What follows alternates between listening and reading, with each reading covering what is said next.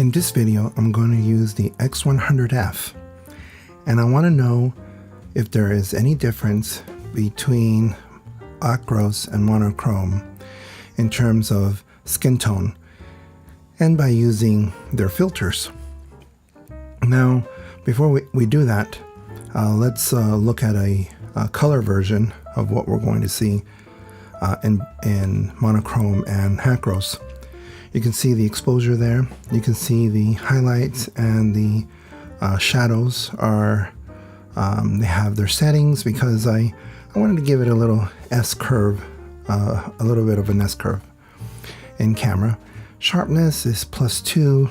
I think I went over too much. I think I would have lowered that more, maybe at 0. Color at 0, and the noise reduction is at 0. You can see that I have a blue shirt, green grass, trees, and the piece of wood right there is kind of gray. Okay, so that's Provia standard. Okay, now let's look at acros, standard, yellow, red, and green. The idea is that green gives you a little darker skin tone, red gives you a lighter skin tone, tries to get rid of your imperfections and blemishes.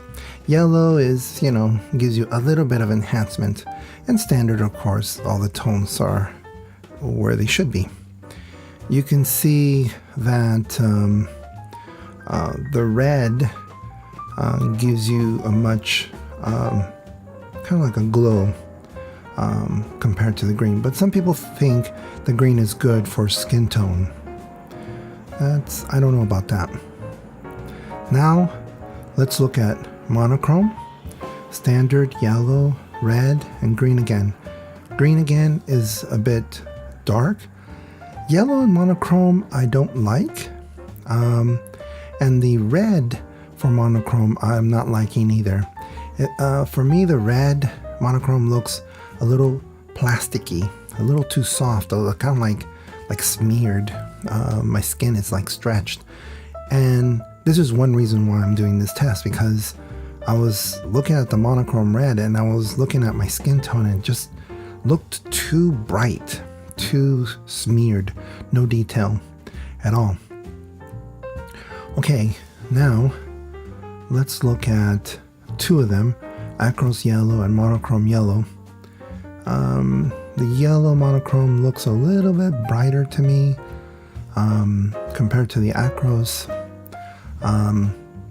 Neither one I like in particular. The only thing, supposedly yellow is not really used too much as a filter. It's more of a beginning type filter. And then let's look at two more, acros green and monochrome green. Some people think that the green filter enhances your skin tones or makes it a little bit more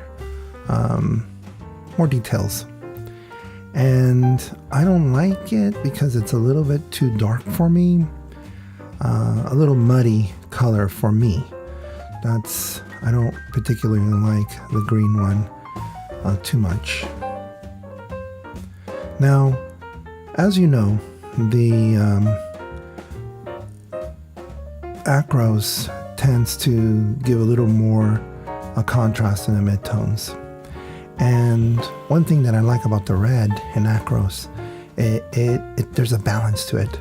The red for the monochrome is a little bit too bright or plasticky to me. Very hard to explain, but it's a little bit, to me, over-processed on the skin tone. Here's acro standard and monochrome standard.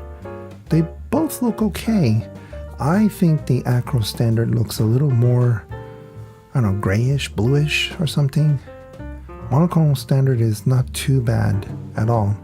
You can see the blue shirts are almost the same, but I think the acros is a little bit darker.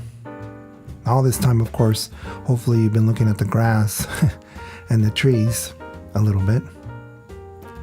And this is acros red and acros green. Again, people think the green is good for skin tone. For me, I like the red. It's a little bit more, it pops a little more. I like the green shirt. I'm sorry, the blue shirt that's a little dark. Anyway, these are some film simulations for the X100F.